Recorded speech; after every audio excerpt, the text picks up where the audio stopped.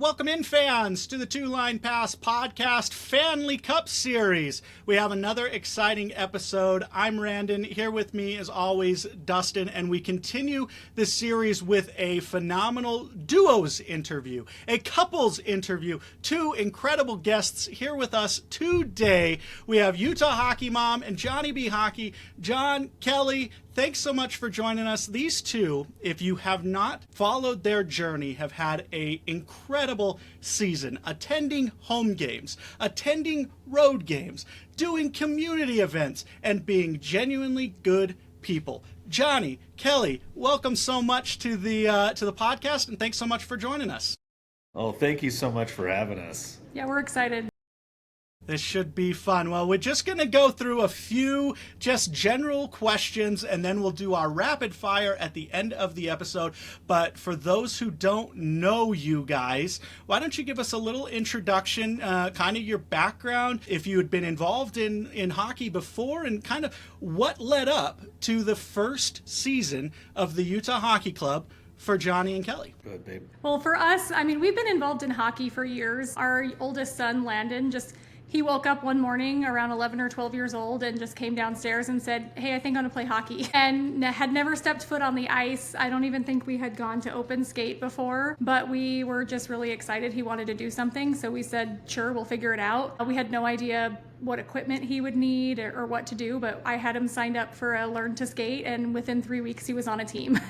And so it was a little bit of a whirlwind at first, but we were hockey parents for a little under a decade, so really involved in youth hockey. I was treasurer of the high school team for him, and just really enjoyed that aspect. We casually watched a game as far as NHL goes here and there. For his 13th birthday, it was pretty close to when Vegas very first came about. So we got him tickets, and he and I went down to Vegas and saw a game, got to see Marc-Andre Fleury in the net, which was awesome. But that was really kind of it with the NHL. But as soon as they started talking about a team, we just got excited.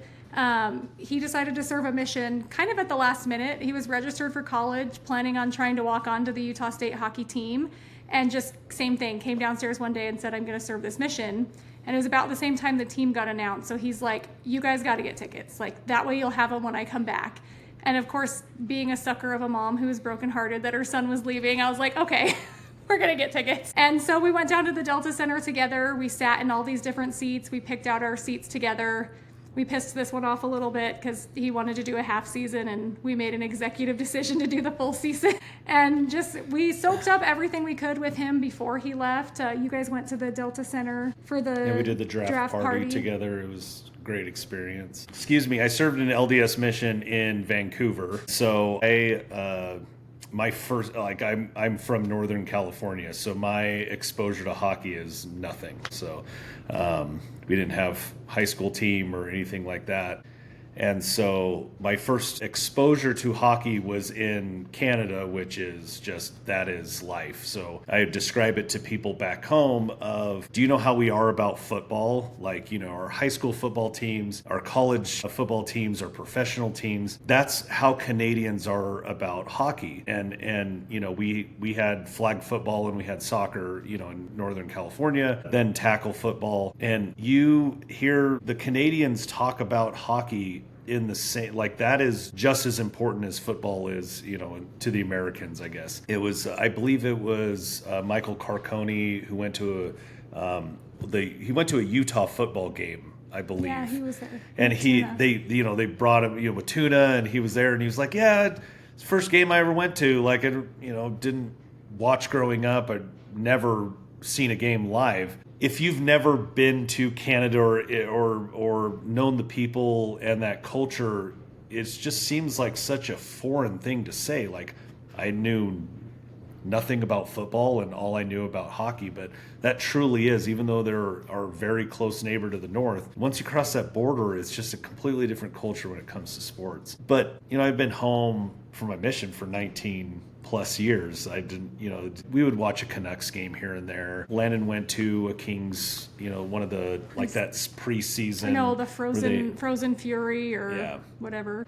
Oddly enough, what got him into hockey and where he said he wanted to play was he had NHL on Xbox, whatever NHL year it was. obviously, Sid the Kid is the star in that. Marc-Andre Fleury is the goaltender. And so everything he knew was kind of the Penguins. He had Penguins gear, that he wanted to get. He had a sticker on his helmet when he finally started playing. That used to be how I could find him on the ice. When he first started, I knew nothing about hockey.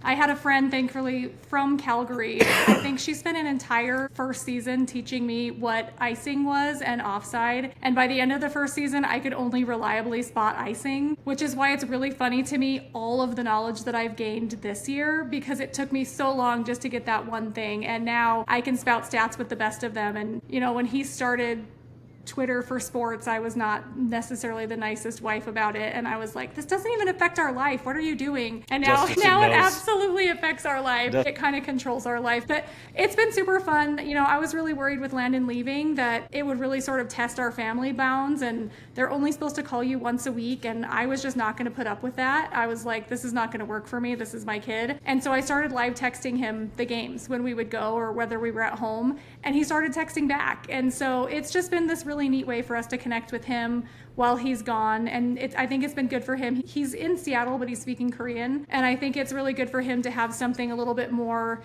of his own culture to be excited about. So we've just been super grateful for the team and the way it's helped us sort of connect as a family, even as we've changed as a family. Well, and rewind to how Kelly said it first, I was very anti, because I was like, we'll go to some games. I mean, there's, 41 home games. We'll get some tickets and, go as a family for 2 or 3 games. And she's like, no, we're getting tickets because this is going to connect us to... I told him we would sell the games we didn't want to go to. Yeah, which that is a lie. He just didn't realize I wanted to go to all the games. It was the opposite. So there weren't a lot left by the time we, got to choose. And so we spent most of the season upgrading from where we were. We had a half season in good seats and then half in partial view. And so the other half in partial view, we spent most of our time upgrading our seats. I found good deals. It was fine. We didn't find good deals. They were not good deals. So I have definitely, like Kelly from day one was... I remember we were watching a preseason game and she was talking about Ingram in the net. Blew me away. And she was talking about players, and I don't like Dursey, and I was just like, who? And she's like, oh, so number 50 is Sean Dursey, and I'm like, she starts just like naming players that are skating around, and I'm like, we just got the team. Like, how do you know who these people are? And it took me some time to fall in love with the team the same way she was and learn the players, but now I don't really need to see their number. I know how they skate. Also, one of the connections that's really cool that doesn't seem like it would be that cool is Landon was number 9 on the ice, and he always, not necessarily on purpose, but would skate with his jersey, his sweater tucked into the back of his It was always too big. He was hockey pants. Tiny when he started. And so we knew where he was based off of that. And he wasn't the only player that did that. But here comes out, Clayton Keller, and he has his sweater tucked into his pants. And he's number 9. And he was Landon's favorite. And so that was just something for us that was like, this is just so cool. Like, here's number 9. He wears his sweater tucked into his pants just like Landon did. Like I said, it took me some time, Kelly, from the moment, like the first, preseason game. And it took me a couple months to know all of the players, to the point where later on in the season, I'm like, well, yeah, Ole Mata's been part of our team all season. And Kelly's like, no, he got traded to us. And I was like, what? He's been on the ice ever since I've been paying attention. So it's good. It's interesting how time has a way of doing that to us, and the gaps in this season where the players are injured. It's almost like I don't even remember what the team was like when Sean Dursey wasn't on the ice. But I'm going to officially credit you two with bringing the team in, with Landon prophesying the Great 9 coming onto the ice. So that's what I'm going to go with and say it was all meant to be. But I think it's incredible the way your family has connected with the game of hockey, and now to have the Utah Hockey Club as something you can just further those bonds with your kids. Like that was what the formative memory for me is growing up. It was always hockey, and that was one of the things we had most in common with my parents was the hockey. So that's phenomenal to see your family doing it. And then to broaden that, you've got the metaphorical Utah Hockey Club family, which you guys fooled me. I had no idea that this was your first really venture into it. I just thought you guys were lifelong hockey fans. But you two are some of the most active in the Utah Hockey Club, is certainly on Twitter. And you guys have had a chance to go to meet and greets and meet with people. We had a chance to meet at the games. And you've met so many people, both online, in person, at the games, watch parties. What has your experience with the Utah Hockey Club community at large been as they try to grow into their own fandoms, whether they've been a fan or I think, one of the coolest things has been, I think lately there's been a lot of negative talk between Arizona fans and Utah fans, but honestly, the first people that we interacted with on Twitter were original Coyotes fans. And they have been really incredible at sharing their knowledge with us and giving us some backstory, but also recognizing that, we're our own team and we're developing our own identity. And so they were really the first ones to kind of welcome us in and be like, hey, we want to share this knowledge that we have much from them. We have not met, even opposing fans, no one has been rude. When we went to Calgary, it was the first time I had ever gone to any sporting event wearing the other team's jersey. And I was a little nervous about what to expect, but people were excited. They wanted to know about the team. They wanted to know about the name. I like to say hockey is family. I think that's what I fell in love with when Landon first started. You just really become a family with these other parents and the kids. And hockey was here. Everybody kept saying hockey won't work in Utah because who's going to watch it? But anybody who tried to book ice time for a team could have told you hockey is going to do great and the people are going to show up. And I just never questioned that from the minute that we got a team. And they really have. They have shown up and they've been fun and they're really wanting to reach out and help each other. We've been able on Twitter to help other fans that weren't going to be able to get to a game, and to be able to, work with Jackie and do the letters for Ingram. And I just think it's been really cool to see that this community has really exemplified that hockey being family and community for us. And, it's been really weird for me. When John got into sports Twitter, I didn't understand it, and actually the only reason I had a Twitter account was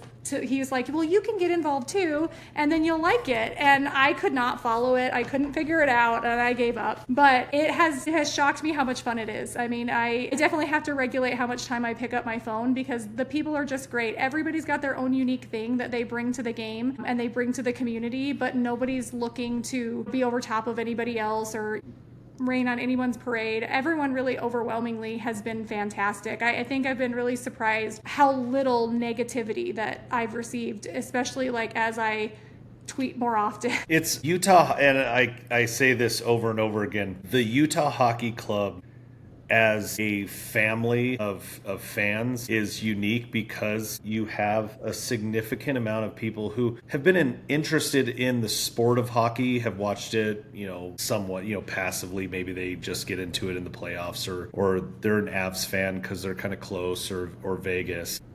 Even though there is a degree of difference between these just kind of first year rookie fans type and then Randon who grew up around hockey, there is no hierarchy in the way where people look down on you if you don't know everything about hockey.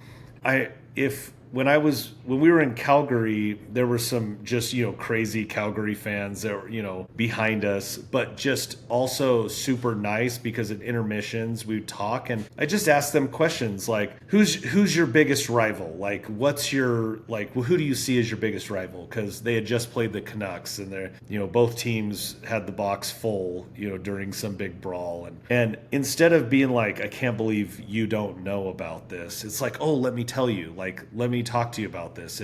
You had a question during a game, anyone around you, this is in Vancouver and in Calgary, the fans were like, oh yeah, let me tell you about the, this rule and maybe even why it came about, how it evolved in the NHL. But then locally, as a Utah Hockey Club family, Dustin knows this and Brandon knows this too, like Utah and BYU, it can be friendly. You know, there are people that, like Dustin and I have been friends for years and we're both on the other side. But like, I think what it has opened the eyes to is that there are really, really good people that are fans of sports. And now we're just realizing that it's okay that you're a fan of this team and I'm a fan of this team, but because we're both fans of Utah. But if you're coming to a Utah game, I'm definitely going to razz you if you're not wearing Utah gear. I'm talking I'm just about giving the you a heads Utah up. fans. I don't care about the other assholes. You can come and you can be a part of our family, but I'm going to make you take your jersey off for our intermission picture. Yes. But I think that when you get a whole group together, and Dustin knows this, I've always been known on Twitter as, well, he's probably a Utah fan. I don't act like a BYU fan. Nothing in my personal life, whatever. Like I definitely associate way more. I have many more friends that are, big Utah fans. I get along with them really well. We have the same personalities and interests outside of football. And so they're always surprised, and then it's even funnier too, because you're in this big group at whether it's a watch party at a bar or whatever. And they're like, wait, you're a BYU fan? I'm like, yeah. And I'm the only BYU fan in this group, but it doesn't matter because we're all Utah Hockey Club fans. Well, and I think, I think I'm not really, I grew up in a lot of male spaces. I grew up drag racing. I work in a predominantly male area. I started in EMS. Like, I really don't pay attention to things, I think, in the way that some other women do about, guys this and girls this or whatever. But I do think it would be remiss if I didn't mention how neat it has been to see the community of women grow in the Utah Hockey Club family. On a smaller level on Twitter, and Facebook, we have a group, Ladies of the Utah Hockey Club. If you're listening and you come to a game at the Delta Center, meet us during the second intermission at the puck. Take a picture, laugh with us, joke with us. You can have some secret ice cream once in a while. But it's been really fun to see that group grow. And even when we went to Seattle, the Seattle ladies invited us to come be a part of their Ladies of the Kraken picture. And that's been fantastic. And I think that's something else too that the team has been really incredible about from the time that they were, from the inception. They were really, really intentional about bringing in girls and women, and especially Alex Kerfoot. He just won the Community Obsessed Award, which was a no-brainer. Virtually every single game, there's two girls on the warm-up bench that, he and his wife donate their tickets. And the thing is, that's fantastic, right? You donated your tickets, they get to sit on the bench. That's awesome. But I watch that sometimes, actually most of the time. And his interaction with them, it's very genuine. It's not just like, hey, I'm glad you're here, bye. I mean, he laughs with them. He really engages with them. And, I've talked to a lot of people in that community, and they're making a difference. And our girls programs are growing. And even women, like I'm taking a hockey skills class on Friday night, and there are so many other, 40-year-old women that are like, hey, this is really cool. Like, let's do this. So I think, I usually don't pay attention to that kind of stuff. And I don't really like creating division where it isn't there, but I just think it's really neat as opposed to some other spaces on Twitter, especially this season, that I've seen a lot of questioning about whether women really belong in hockey, and there's been none of that in our community. And even in the chats where people tend to be a little more free about what they're saying and you kind of find out who people really are, it has just been overwhelmingly like, what the heck's wrong with those people? Of course they belong. So I think that's been really cool. And when we were in Seattle, my daughter, who's 10, and we were in nosebleeds. Like, we've sat in some really awesome seats, and then we've also sat in some crappy seats. When you have 5 people, you can't afford it. But we're in these nosebleed seats, and there was actually like this sort of berm coming down. I mean, it was a terrible view. It was great. It was perfect view for that game, though, really, let's be honest. But she all of a sudden, in the middle of the first period, looks over and taps me on the knee. And I'm like, actually, I was kind of like, what? I'm watching hockey. But she said, Mom, it is just so cool to see a girl over there on the bench. I've never seen that before. And so I just think it's been really neat to see that and know that, my daughters are going to grow up with a different view of that. And the team is going to really work to build that. So I've really appreciated that. I think online you always get the keyboard warriors. It's it's easy to say stuff when it's all anonymous. But the growth of women's hockey has been incredible. The World Championship just occurred the last couple days. USA taking the gold over Canada. So do you think your daughter's going to play or just be a fan? Oh, no, she's playing. They're actually doing the Utah Hockey Club Learn to Play. They start in June. We've been skating. She's got a little work to do on her skating, but she'll be great. I'm more worried about her recognizing that she's not allowed to check in the beginning. So my oldest tried it, and I would have been mad. She actually tried it a year and a half ago. I would have been mad that we spent $900 on gear for one practice, except for now I'm using all of her gear. It wasn't a waste. I had to buy a stick, but so yeah, no, one of our daughters is going to play for sure. I have sort of a bonus daughter, my best friend. Her kids call me mom, my kids call her mom. And so my bonus daughter, Belle, she played for a couple years on the boys team, and it was really fun to watch. But we definitely experienced both sides of that. We experienced the hey, you're doing awesome and you're one of the guys and sweet. And we experienced, we're going to target you because you're a girl. And, I think it's good to have both of those experiences as much as you wish it didn't, because you kind of really learn about yourself and the world. But I think the hockey world's got to watch out for Harper more than I got to watch out for her. Yeah, she's the only one in this family who likes Nurse on Edmonton. So she's like, yeah, Dad, but he gets into fights and does this and this. And I was like, okay, it's fine that they fight. It's fine that they hit. Hits are great. Dirty hits are not great. And that's Nurse. It'll be an interesting lesson for her. That's for sure. So is her favorite Utah Hockey Club player McBain or Tuna? Believe it or not, her favorite is Cooley. But when we were in Vancouver, we have a Golden Gophers jersey, and she wore that on our road trip. And he caught sight of her in Vancouver and tossed her a puck and said hi. And so she's in love with him. I'm a big McBabe fan. Me and one of my hockey besties have decided his name is not McBain, it's McBabe. Just because of the way he does his hair, and he's just so funny. So yeah, and he drinks from his water bottle. That's a great picture. But have you seen how he OCD drinks from his water bottle on the bench? It is always the same. It's like squirt, squirt, squirt, squirt, squirt, squirt. If you haven't seen the McBabe water bottle picture, you should look it up. Well, we'll tweet it to you. Because it's fantastic. I've tweeted it a few times. No, well, I'm just saying, tweet it to these guys. But no, he's Harper's all about Cooley. Addie's still in love with Maverick Lamoureux. I'm actually kind of thinking about throwing the kids in the car and going up to Abbotsford this weekend so she can watch him play. But yeah, no, I love everybody. I can't pick a favorite. Well, I've been to sporting events, professional, college, whatever. There is nothing like the connection of professional hockey players, since we're talking about, professional, and I don't have a lot of experience with the other levels, but professional hockey players' connection with their fans is something else. It's different, and it's on a cultural level. And I've seen it because, we've gone to some away games, and I've seen how even the coaching staff and the players interact with the fans. And there's some key moments, obviously, as a dad, that got to me was my son loves Kesselring. 100% loves Michael Kesselring. His sign doesn't ask for anything. It just says, "Hi, Kesselring." And Kess came over. Kess is ultra focused at warm-ups. Kess came over, gave him a fist bump through the glass, threw him a puck. Took his time, because Holden was so starstruck. When he first came over, he's trying to fist bump him, and Holden doesn't know what to do. He's like, there's Kess, and so there's just certain moments. And then right after that, Cooley caught, sight of Harper's sweater that she had on, which was, his college sweater, and threw her puck, and just, obviously made her year. The team's events, the team has thrown some really cool events for season ticket holders. I mean, they've also threw another really cool one just for all of the youth in the state, that we actually got the opportunity to talk to Chris Armstrong a little bit at that event, and they were just blown away by the amount of people and the turnout.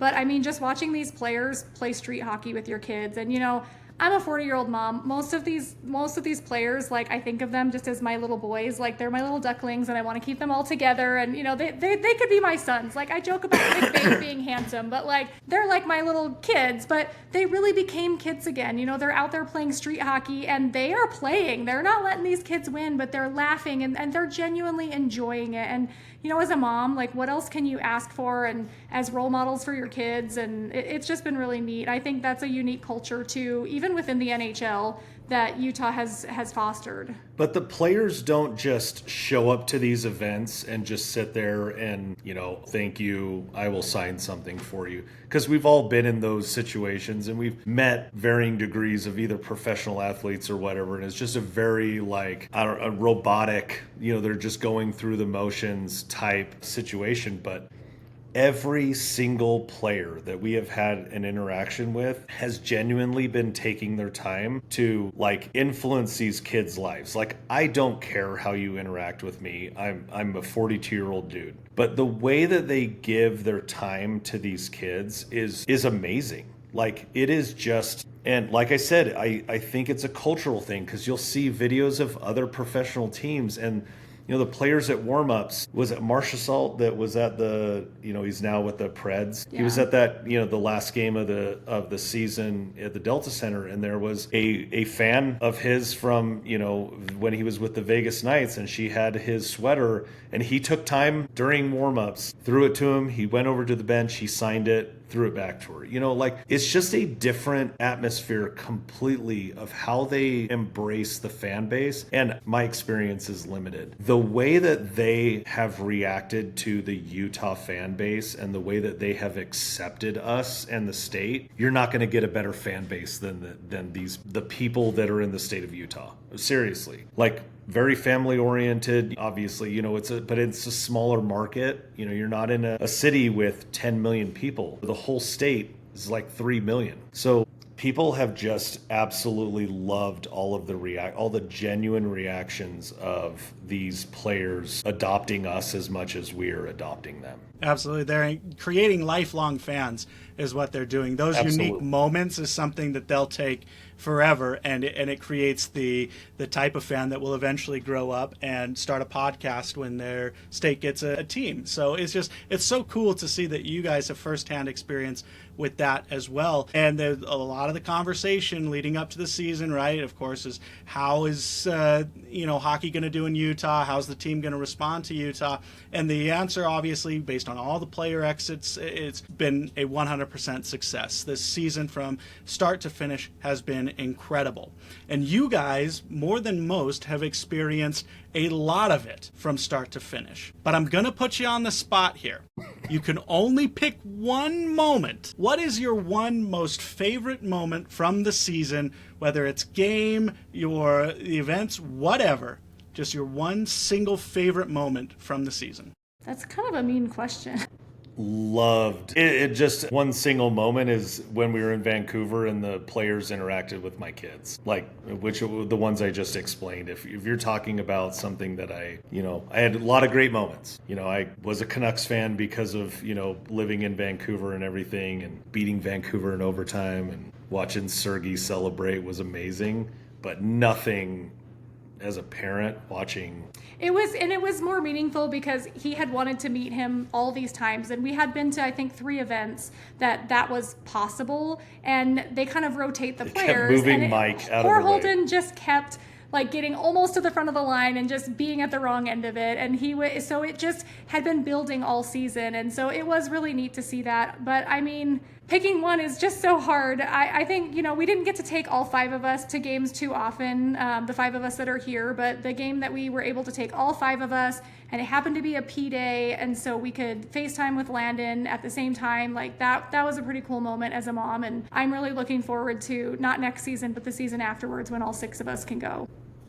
We're going to ask that same question to everybody who's involved in this Fanley Cup series. I'm not surprised. I mean, there's going to be a lot of answers about overtime winners and certain goals and milestones. I'm not surprised that both of you two went the parent route of I watching my kids interact, or being able to watch a game over video with a son who's serving a mission right now. It's if I would have handicapped it, I would have guaranteed that you two would be the two that go family oriented, because you two, especially with the you mentioned earlier the hashtag had slipped in my mind, but the women of the Utah Hockey Club and the letters to Ingy and stuff like that.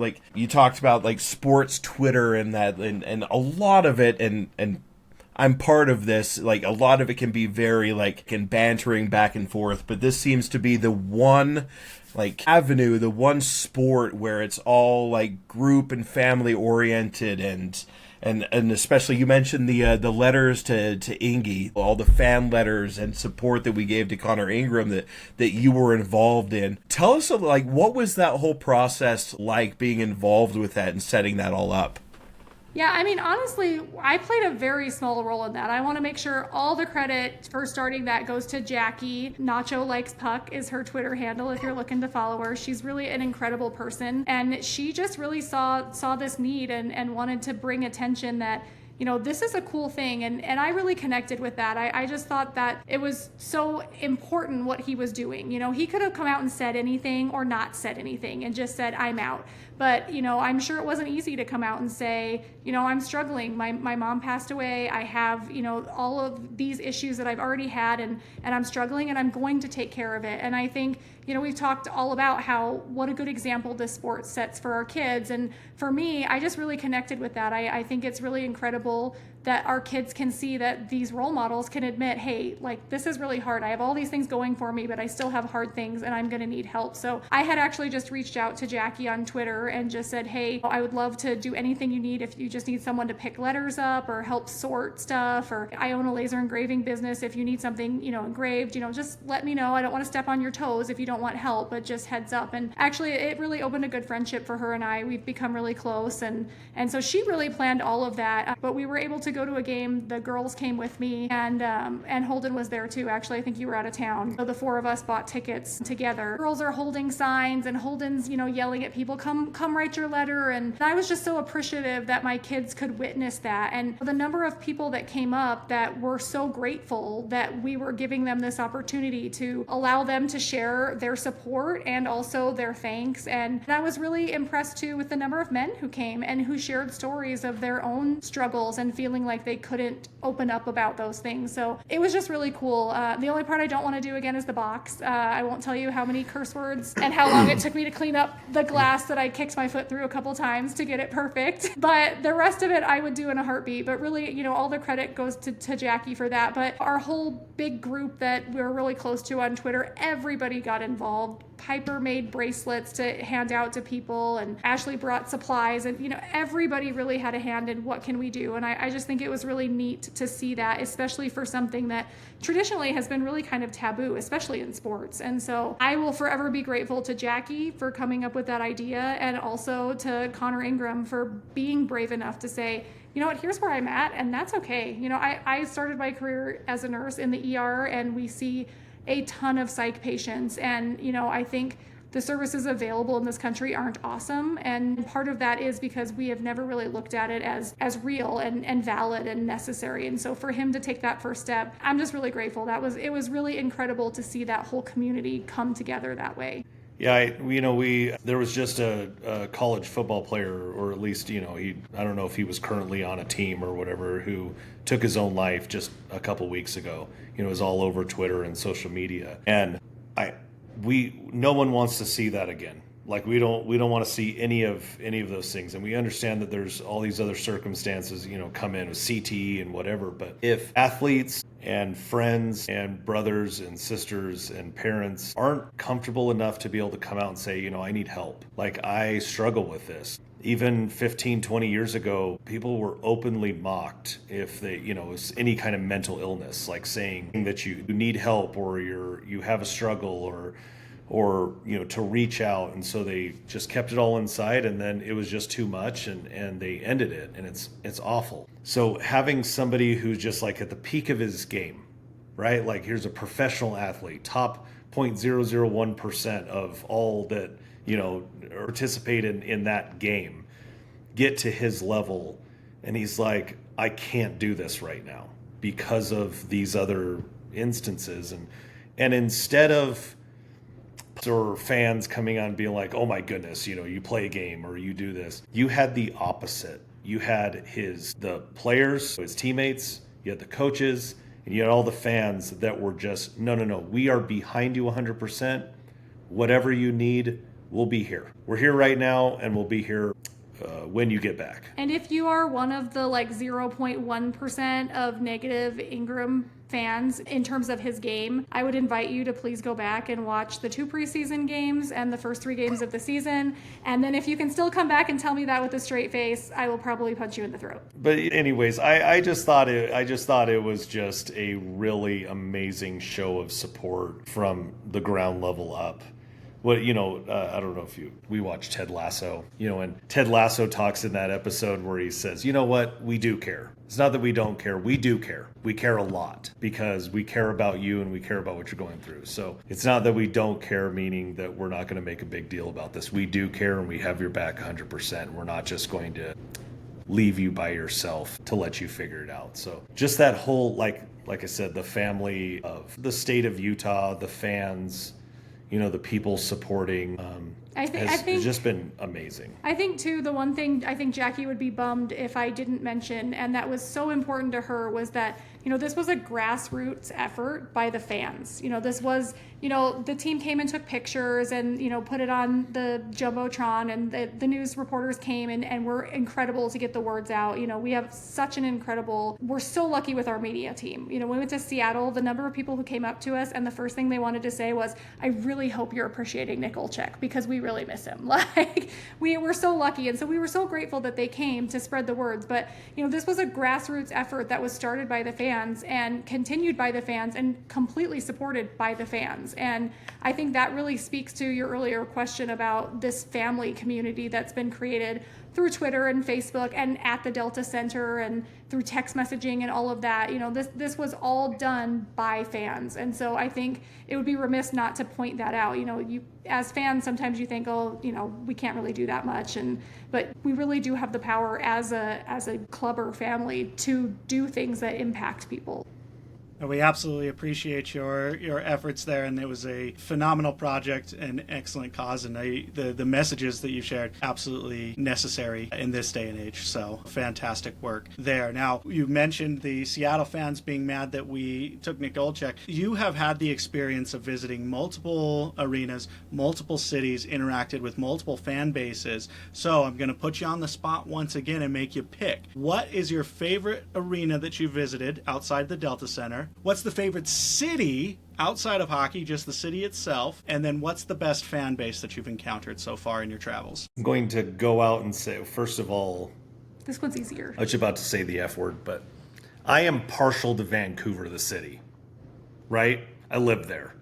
Love Vancouver. I was so grateful to go back, so as a city, Vancouver. The arena was the Saddle Dome for me. I thought, now, what is it? Save the World and the Planet Arena in Seattle, whatever it's called. Climate Pledge Arena. Yeah, pledge your life to Zero Emissions Arena. Which is a good cause, by the way. Yeah, okay. Anyway. I'm on a hockey podcast, not a save the environment. Dustin knew what he was getting when he invited me on this, okay? It was cool. The Saddle Dome is so cool. I know it's not set up perfectly, and that's why they're building, a new one and all of those things.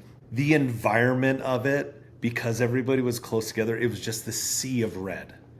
And just fans, and because the Flames have been around for decades, in Calgary, and they have a great history, you have all of these sweaters of just, all these players. Ginla, we stole his son, right? All these, and that's what the fans would say when they met us. And there was 10 Utah fans at that time. The Saddle Dome was really cool. And you could get an old fashioned at the game. There was just a whiskey special. I know we talked about all the Mormon mission stuff, but anyways, there was freaking this restaurant or storefront that was just whiskey stuff. And anyways, just the Canadian, abs, and it was so effing cold. Which I loved. I'm from Ohio, and I really missed being able to feel the cold air, actually feel it in your nose and your lungs. And I was, as soon as it was -2, I was like, I'm home. This is fantastic. Right, but the way that it was set up, you could enter the arena before you entered the arena because of the cold. So we got there, and it's -17, and I'm like, oh, Kelly, we thought we were going to get more traffic, so now we're going to be stuck outside. It's really freezing. Early. Just walked right in, and they're like, oh, yeah, there's just a bunch of other fans. And we're like, yeah, we hang out, and the team store's open. It's right there. So just an awesome setup. They obviously know that it's cold all the time, so they don't want people to die. But so Bless you. The whole the fans at all three arenas were fantastic. Like, yeah, for me, Seattle is my favorite arena. I mean, the Saddle Dome was really cool, and you could really feel the history. But Climate Pledge Arena, they did a fantastic job. It's brand new, so obviously they could sort of design it from the ground up in a very modern way. But I was really impressed. The pregame show that they do is really cool. I actually had the opportunity. My son's actually serving his mission in the Seattle area, so not in Seattle. So I find myself up there. And we don't care about the rules, so we've seen him like 3 times. We kind of do our own thing, guys. But so I actually went up for his birthday, and so I went and saw a game by myself. There wasn't a Utah game, unfortunately, but I saw a Kraken game, and I was able to get super cheap seats, like 8 rows from the ice, and just this like front row view of this show that they do, and really not having a dog in the fight. I didn't think I would care. But it's just really incredibly well done showmanship. That game we saw in Vegas years ago, I remember being blown away. But honestly, from what I remember, what Seattle is doing in their arena is every bit as fantastic as what Vegas was doing. So but they are like frying fish out in the concourse, which I like fried fish. But let me just tell you, the smell of cooking seafood in like an open area. And I looked at my 15-year-old and I said, all the jokes about not microwaving fish in the workplace? This is why, because this entire section smells awful right now. Yeah, their team store is actually really cool too. I don't know if either of you have been there, but when you buy jerseys, customized jerseys, they have like an actual conveyor belt that goes around and it comes up, and so it's spinning and you can see all of them. And I mean, it's very incredibly well done. That was my favorite arena in terms of, especially because it gets you excited. Ryan Smith and the whole SEG group, like, you just know they're committed to doing amazing things. So it gets you excited to see what the possibilities are, at least for me. My favorite city actually was Vancouver. I was excited to see it just because John served there, but I mean, you can ask John. I'm pretty objective either way. If I hate something, I'll tell him, even if it'll hurt his feelings. But I actually really loved Vancouver. We walked all over that city with our kids. Our second trip, we brought our kids with us, and so and they're not used to cities and they're not used to walking, but we walked everywhere, and it was just a really neat, eclectic environment. You could walk from, sort of this like City Creek-esque area into like a little neighborhood that you could tell everybody knew each other, and it was a neat city. And I also appreciated how much of a role hockey played there. Seattle's a cool city, but really, like, aside from the occasional Kraken jersey, you don't really feel the hockey culture. But in Vancouver, man, every night, you could see fans coming. We pulled into the hotel, and I have a hockey license plate, so we're pretty easy to identify. And actually, I think we might have been wearing our jerseys at that point. No, we were wearing a hoodie. But the bellman wanted to talk to us about hockey as we're unloading our car, and you can hear the game that was going on, the Blackhawks game that he wouldn't let me buy tickets to. I'm still a little salty on that, but you can hear their fans just running down the street yelling, and they're so excited, and all the bars, all the signs in the bars are, hockey related, and so that was my favorite. I really loved that. I always describe Vancouver, if you've never been to Vancouver, is it's a small, big city. The peninsula, which is Vancouver, there's only so much space. So they've just built these live-in, apartment complex skyrises within this area. And so there's this really high population that the roads are terrible to drive on. So people walk everywhere. And there's something for everyone to eat everywhere. There's stores everywhere that are within just a few blocks. And as a mom of 4, you really appreciate the variety of food options. Oh yeah, and so I loved that part when I was a poor missionary that just needed, cheap food, whatever, and they still have all of those options. There's Tim Hortons everywhere, and I know you hate it. I love Tim Hortons. Sorry, Canadians, I love you, but not Tim Hortons. No, I love it. Anyways, so The only thing that Vancouver doesn't have going for it that I was really bummed about is in Calgary, I fell in love with all of the rinks, the outdoor rinks in the community parks with just the shovels put up against a shed and signs saying, you know, please be respectful, and neighbors taking care of these rinks. And, you know, it was just so cool. But the temperature is not, it's Seattle, it's not akin to that north. really in Vancouver. So I was bummed not to have that. And for me, Calgary fans were by far the best. They were just so excited for us. It wasn't even just that they were nice. We had super nice fans in Vancouver. You know, they booed our national anthem. And when it was all done, the two guys next to us said, hey, are you guys okay? Like, you know, that's not about you or your players, right? Like, and it was just really about Trump. It was just really cool that they cared. Everybody was nice, but Calgary, they were just excited for us. They were excited about what are you going to be named. They were excited about how's it going, and I can't believe you came here. And so Calgary was my favorite fan base, which is sort of funny because they're one of my least favorite teams. Yeah, because Lord Farquaad is on that team. We destroyed them this season, so yes, we swept sleep them. well. I love it. I'm hoping that there is a budding rivalry there with us drafting Tej, especially if he plays and plays well within the next couple of years. I hope that just really rubs Calgary the wrong way, because I just want to take a straight shot up, or at least in my mind, it's a straight shot up I-15. It's an easy drive, and there's already the connection between, you know, the Golden Eagles and Calgary and Utah. So I do think that's really well positioned to act as a rivalry. It wasn't a tough drive, and it was gorgeous because you're going through Montana until you get to the border, when it's just the drive through Lethbridge and everything is just plains. Like, it's ugly, right? It's east of Denver essentially type landscape. But the drive back, we hit snow, and there's not a lot of plows out in northern Montana on these like side, you know. We really wish we could have done, she says that we could have, but we did Seattle, Vancouver, and then they played Edmonton 2 nights later, but I actually had to work, so we came home. Well, no, it was the kids. We were supposed to go as a couple for our 20th anniversary, and he actually flew into Seattle from a business trip, and then I drove all the kids up from Utah, and then we met in Seattle. But when it was going to be a couples trip, we were going to do all 3. But then when we realized we didn't have babysitting, so we decided to throw all our kids in the car, which actually I'm so grateful for because it was such a cool experience. But he did have to work, but he can kind of work from home. Also, I'm kind of like, hockey trumps everything. But our kids had already missed so much school, we couldn't. But next year, for sure, I want to hit all 3 and then add a few more cities to our list. I didn't care, right? I just, at the beginning of the season, we were there at the first game. It was amazing. Next year, I would love to do when the team goes out to New York and, you know, does the games with, you know, the Islanders and the Rangers.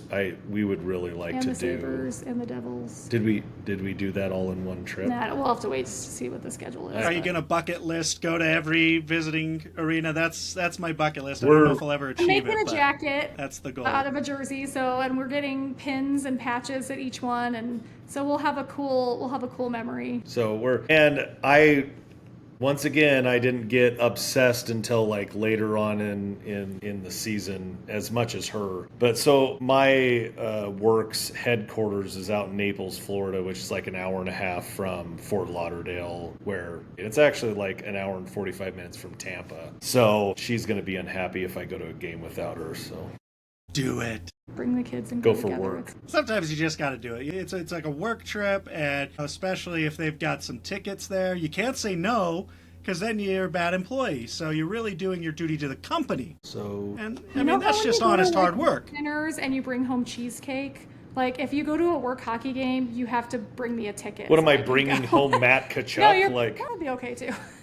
Take something. Takes like a hand towel from the bathrooms and be like, here you go. Just send me a ticket and I'll find a flight and it'll be fine. Yeah, I know. But that's the exciting thing too, is obviously the family side of it. But as a couple, it has been fun too. From like, we've kind of planned some of our date nights, obviously as at home games, but we've had which he thought was going to be cooler. Like, in the beginning, he was like, actually, like, maybe I like these tickets because we're going to get all these date nights. But he only likes hockey date nights when we win because... Justin, think about it. My mood is completely dictated by the outcome of the game. And completely dictated. He is a total gentleman because he has never once thrown into my face the number of times that he was into BYU Twitter. And I was like, how can you be so obsessed? It doesn't affect our life at all. And we're, like, driving home and I'm, like, just angry and railing. Yeah, I'm like... Yeah, I never really, it's not like it ruined. I have never been mad in the 9 straight losses to Utah. I have never reacted anywhere close to one loss to any game that Utah has lost this season. Just take that. 9 straight losses, and I'm just like, okay, well, that sucked. Like, we suck. Like, it is what it is. Kelly will lose to a team, and it would be by 6 goals, or it could be by 1, like, whatever. It's like, yeah, that sucks. Like, move on. And she's like, this is fun. Anyways. That's the heart. That's the heart you got. That's what that is. Yeah. Hey, I'm gonna ask you really quickly before we move on to Dustin and Rapid Fire. Do you have a favorite player? Can you pick a favorite player, and why is it Nick Schmaltz? That is so apropos. Did you see his such videos? An a-hole Did you see thing. his You just schmaltzy put videos? that me on to. It's Gunther. I love I have so many favorites, I guess, just because of interactions with my family or whatever, But kind of Gunther at the beginning, I was like, oh, here's like this like young kid who's got this great shot. It's not like I know like a ton about hockey at this time anyways, but I just kind of was like, yeah, he's my dude. This is going to sound bad because it is kind of morphed from then. Kraus, and this is breaking my heart right now, but Nick Bukestad. This is, once again, it's his family and his experiences in the state and how he has like talked about the state and the fans and all of those things. He's such a human in every aspect. It kills me that he's not coming back. Like, we don't know that for sure. Why would you say such a thing? But like, what's wrong with Carconi you? for her, anyways, like. You want me to cry again? Oh my gosh. That's respectful. So, I like that take. Like I said, it's very difficult because of how. Well, and Kraus, like, the reason we decided to go to Calgary was, like, the team was on this, like, losing streak, right? And everyone was getting pissed. And there was a little bit of negativity on Twitter with, oh, why do we suck? And why do we this? And blah, blah, blah. And, as a mom, like, I cried at the first game. I'm not ashamed to admit it. And I'm actually, like, a dead inside healthcare worker. So, like, I don't really cry that often, though Twitter sports wouldn't believe it. But I cried the first game just thinking about, these guys have worked their whole lives to get to this pinnacle of sports, but they've spent the last however many years in this stadium that didn't serve them. And I don't mean to disparage the Arizona fans. Were fantastic. They were dealing with other issues, but to just see them on opening night with 16,000 people screaming for them, and like, that was just such a cool moment. So I was pissed at all of these fans that are like abandoning the team because they lost a few games, and I'm like, we just can't do this. Like, we need to go so they will see. And like, I found seats right behind the bench, and I showed them to John, and I'm like, listen, right, like, what? And actually my mom was in town, and I didn't figure we'd have a babysitter, so I'm like, what if I asked my mom to go to Calgary with me? Because I found these seats, and she was like, I don't want to go, take John. So it was great, but it was just, we just wanted to show them this support. And there was a lot of negativity on Kraus at that time. He had been really struggling, and at first I had kind of fallen into it a little bit, like, well, maybe he's not as good as they said. But then I saw this picture of him with his wife and baby, and he's through the glass, and he's got this smile, and I tweeted it out in December, and I was like, okay guys, no more hating on Kraus. Look at this face, look at this family, like, shut your mouths.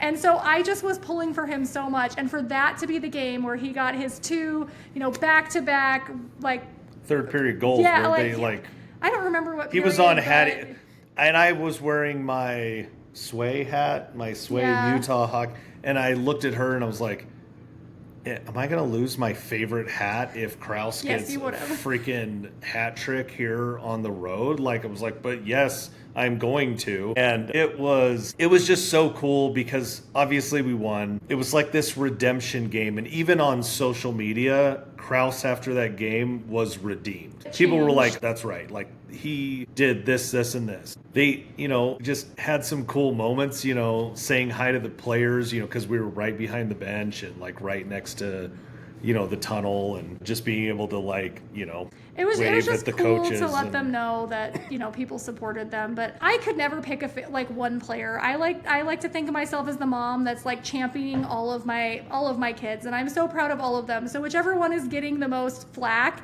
is the one that I want to tell everyone is so amazing. And my heart is broken over Michael Carcone right now. I never thought I would cry as an adult woman, legitimately cry on my couch all day over a professional athlete. It's just such an underrated gem. His footwork and his speed actually rival Cooley's, and it doesn't come as naturally to him as it does to Cooley. He busts his butt every day out there, and I just don't think he gets the appreciation that he needs. So I was really hoping next season would be his time to shine, and I definitely plan to go to a game wherever he ends up and be cheering for him, because I guess he's this week's champion cause. We didn't talk about Krause's hair on warm-ups too, and Spicy Tuna is not my favorite player, but obviously I love him. He's a cool guy. But he was out there skating and his hair's all flowing, in warm-ups, and he looks at me and gives me a smile and a wink, and I was like, Kelly, I am 27% gay right now.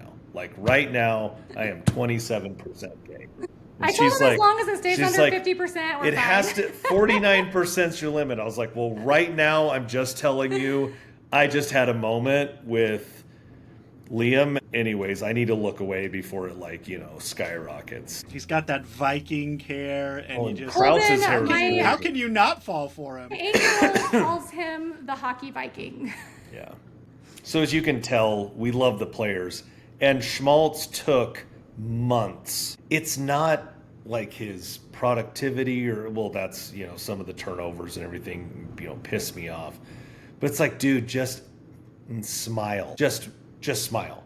He's everybody's favorite lovable curmudgeon. You have, who's the guy on Seinfeld that's always cranky and everybody loves him? That's Schmaltz. You love him because he's cranky. He just, yeah. Also, he has our only shootout. Yeah, and we beat the Caps. And, he gets points there. But Schmaltz grew on me because we had actually thought maybe he was injured there was a stretch where there was some turnovers that led to, some game losing goals and things during the season. And then he turned a corner. I don't think I gave him the credit of what he did on the ice for his team. Outside of the goals. Right. And so... this year, obviously, I don't claim to know everything about hockey.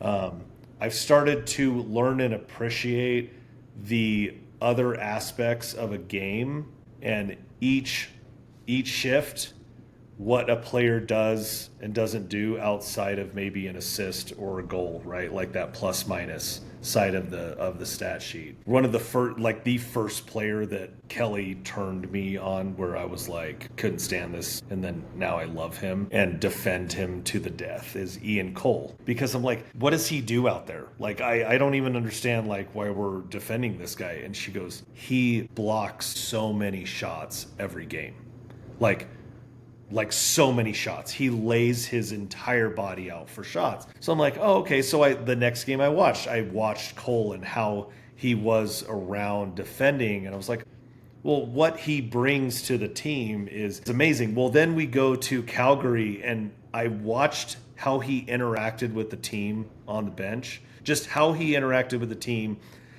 He was very he was this little mini coach, right? He's obviously an experienced veteran. That's one of the the great attributes he brings to this team is his leadership. Well, I saw it, even though he's not the most talking person. He was just the way he interacted with the other players on his line changes was, I thought just the little things were significant.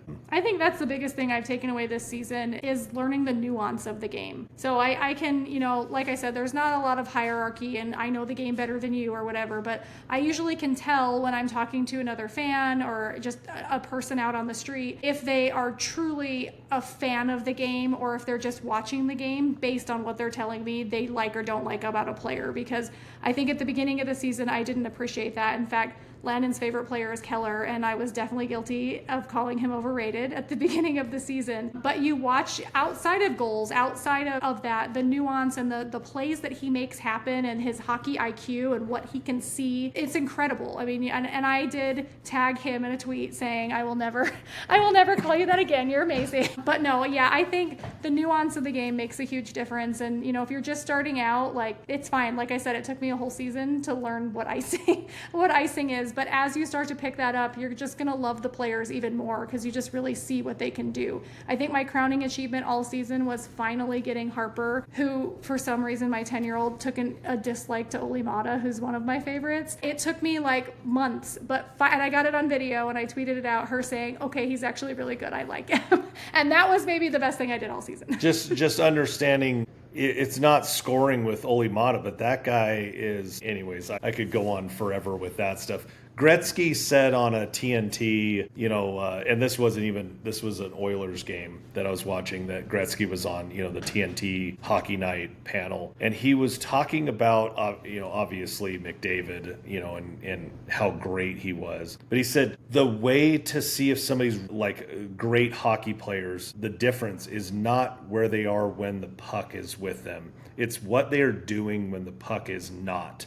When they aren't playing the puck, what are they doing? How are they impacting the game, whether it's defensively or creating space or making the team react to open up space for the other player? He goes, watch McDavid when he doesn't have the puck, and that's what separates him. So, and we've given so many props to so many players. Josh Doan. I've tried to start this chant during a game, and the good Mormons that were in front of me were not happy with it. But Ted Lasso, he's here, he's there, he's every fucking where. Josh Doan. That's like Doan on the ice that guy has got to be so exhausted afterwards. He puts in so much effort in his time on the ice. It's just incredible. He does not get enough love. And maybe it's because, he was in the AHL for a while. He gets a lot more love than you think. I've never heard any bad things about him. Everybody loves him. Yeah, but I doubted him. I doubted him. I don't hear enough praise. Actually, he was one that I was really shocked when they sent him down at the beginning of the season because I was impressed by him in the first few games. So. Well, and the award that Hates got, it was like if Doan had played the entire season, and not taking anything away from Hates, but just the way that Doan just puts everything out there, every shift. He's always at the puck. He is so aggressive. So, and of course Kerfoot, which we love. So all of them. Every single one, even Schmaltz. We'll put you down for 2 schmaltzes when we tally it up. 2 schmaltzes, Dustin. Book it here. Yeah, Brandon watches this. Got it. Like, that's bullshit. Johnny hates. I also want to say congratulations on 20 years. Thank you. I hope that you get 20 more, and hopefully there's a couple of Stanley Cups thrown in there. Next year. As we move into this final segment, okay, this one is just speak from the heart. I'm going to let Dustin take it away for this next segment. So just 5 questions, just rapid fire, easy, top of your head answers. So, first one, both of them at the top of their game, would you rather have a good burger or a good pizza? Pizza.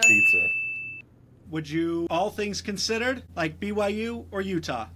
BYU. Utah. Wait, Utah Yes. Yeah. However, we're taking But she that. said We're it. taking She the said it. Utah answer. She said it. Utah. Next one, rapid fire. Big spoon or little spoon? I'm still going back to the Like fact for that ice you cream or just snuggling, because he might never snuggle with me again. Snuggling, big spoon, little spoon. Little spoon. John, you just checked out, John Boy? Yeah, I can't believe you did that. He to me, did that. You like big spoon. We'll put you down for big spoon. Okay, next one. Is a hot dog a sandwich? No. No. Okay, last one. Sadly, April 21st, the world lost Pope Francis. Who will be the next pope, and what will he bring to the Catholic faith? Dustin, Pope Augustus IV will be the next pope. I don't even know who's going to be the next leader of our own religion, so I got nothing. I think that whatever smoke comes out of the top of the Vatican is going to be fantastic. Okay. Great answer. Those were your rapid. Where was all the hockey stuff? No, we already hammered. We've got 70 plus minutes of hockey stuff. I'm just going to go back to this though. Nothing has made me fall out of love with BYU more than Utah hockey. I was already on the way. I was already on the way, as Dustin knows. And now with everything and all the money and all the backdoor dealing and all that crap that sports is over with, and I mean, I never really liked the But school also, anyways. Utah has a better hockey team. BYU doesn't Doesn't even have have a one hockey anymore, so that's why they win. Dustin has Perfect. the Utah. Do you still have the jersey, Dustin? The Utah. I do. The Utah University jersey. We've actually talked I do. about going to Utah hockey games, and you're gonna put this in your podcast. I don't even know why I'm gonna say this. Say I it. would wear. Your Twitter bio already says probably a Utah fan. Just I would continue the I would metamorphosis. I would wear a Utah hockey sweater. Yes, we're getting We got you one. him. We're getting you We one. got him. We have a BYU hockey sweater when they used to actually have a club team, because they would play at the Peaks, and obviously easy to get in and tickets. And One of our whatever. coaches was a BYU player. So we had one of the coaches was, it was what club team, and I don't know what Utah's if we're still club, but We'll get together for a college hockey meetup. I'll wear my Notre Dame jersey. You guys can wear the Utah and BYU. Dustin can wear the Utah, and we'll all just cruise around in college. no, I will not go to a Utah hockey game in a BYU jersey. I am not that kind of fan. Do it. That is the biggest douchebag thing. Oh, you two have been so fantastic. Thank you for taking the time and joining with us. Before we let you go, do you have any final thoughts? Anything you want to say? Any shout outs or anything like that before we take off? I think Dustin's a jerk. Fair, very fair. I've earned a reputation on Twitter. I will stick with it. Isn't that great though? Like Twitter, that's the other thing about like the social media and like the meetups and everything is just people need to get away from the screen and realize like it's just a lot of good people, humans on both sides. You just need to like open up to the fact that you can be a good person on the internet. Most people are. I think, really we're just grateful for the whole season. We've interacted with a lot of really cool people from the team, from Twitter, from real life, and we just could never repay in gratitude what we've received as a family this year from the team. So we're really excited to keep going next year. Just Ryan Smith, his wife, bringing the team over here. And notice that everything it's that very they've done. deliberate that they always say Ryan and Ashley Smith, and he always includes her. And that's fairly unique, I think, in the sports world. And shout out to that. That's really cool, and it is noticed. It's just from the beginning, and we've all watched this the special on it and heard all the interviews of what Ryan did and Ashley when they went to Arizona and met the team and the coaches, and they went out and played golf and they talked about what their needs were and stuff. I'm grateful that Ryan and his wife Ashley are that much of like family people to recognize that was important, and that first impression and then everything to follow it, where they have put the priorities of the families of the players, not just the players want nutritionists and great athletic trainers and things like that, have access to the equipment and a real locker room. They were like, no, we need to make sure that the families are able and we can find housing for them and that they are comfortable and they're accepted at a place that wasn't built for hockey, right? I think too, the last thing I would say is having had the privilege to speak to a couple of family members of the players, like these are real people. Just remember that when you're on Twitter, like real families, real sons, real brothers, real dads, like they're real people. So when you're tweeting about them and you're talking about them, just remember like they're doing hard things too. Like let's just keep being excited. And Chris Armstrong is not talked about enough. Yeah, That he's guy is fantastic. We love him. Amazing. We are lucky enough to have his signature on our jersey. Yeah. Nice. So he played junior hockey in one of the areas on my mission, Campbell River. So I told him, I said, you're going to have to put your Campbell River number on this, because he's like, no, it's just going to take the value down of the sweater. And I'm like, first of all, we would never sell this. Secondly, it doesn't, like, I think that just everybody from the top down that we've met, interacted with, whatever, have just been fantastic. See, that's the special moments. And you guys have quite the journey, and we appreciate you coming here, talking about it, and telling your story. And we hope to continue to create memories year after year after year. Dustin, do you have any closing thoughts before we get on out of here? No, just thank you both for coming on. You've both kind of experienced a lot in the world of the Utah Hockey Club, probably more of the well-traveled fans that we have. So just thank you for coming on and sharing with us. Thank you guys for doing this podcast. Appreciate it. We love that you guys are doing it. I love that. I mean, obviously I've met Randon now, but I love that Dustin is such a huge part of it. I love that it's, this local, kind of grassroots type podcast, and that you guys are just going to grow as the team grows and just get bigger and bigger. So we love it. Thank you for what you guys do. Thanks, guys. Thank you.